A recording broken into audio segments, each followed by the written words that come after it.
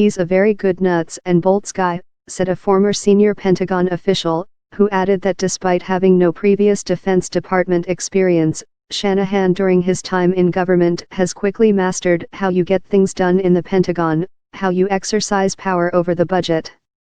The former Boeing executive is a guy that understands large organizations and how to make them function properly and get the most out of them, said retired Army Lieutenant General Guy Swan, a vice president at the Association of the U.S. Army. Swan described Shanahan as a man who could make the trains run on time, a phrase repeated verbatim by another person who spoke to NewsPulse News. Although Shanahan's industry experience was in aerospace, his support for Army modernization efforts has given him a strong base of support among the service's leaders, according to Swan. From the Army's perspective, having him in that position of Defense Secretary is viewed as a very positive development, Swan said.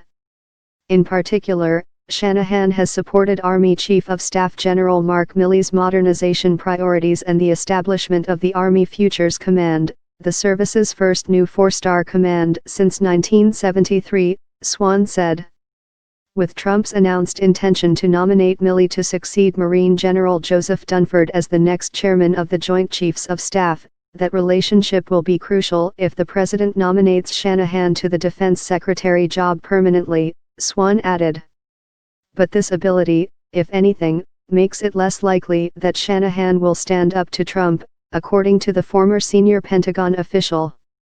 In positions like this, you have to be willing to respectfully speak truth to power, but in the Trump administration, everybody who has respectfully spoken truth to power eventually gets canned, the former senior official said, adding that Shanahan will have watched and learned not to rock the boat.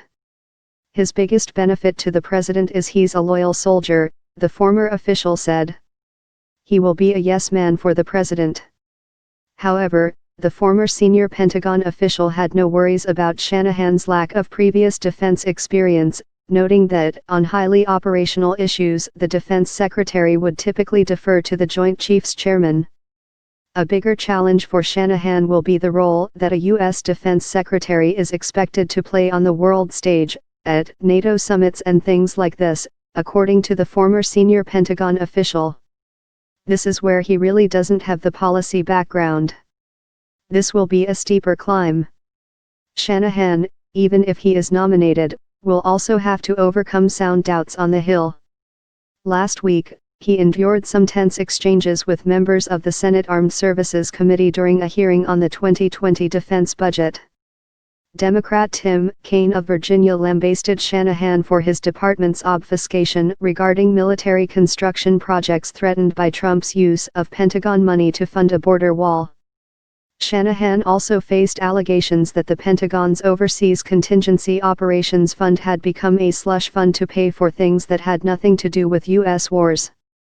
Shanahan told the committee that later that day he would provide it with a list of the construction projects at risk. This incensed Kaine, who said that the committee staff had been asking for the list since mid-February, and Shanahan's promise to deliver it later that day meant it would not arrive before the Senate's early afternoon vote on Trump's emergency declaration. "I feel completely sandbagged," Kaine said. "I don't think that you giving us that list today after the vote, when we've been asking for it for a month, is a good faith response to the request of this committee." Cover thumbnail photo, Al Drago / Bloomberg via Getty Images.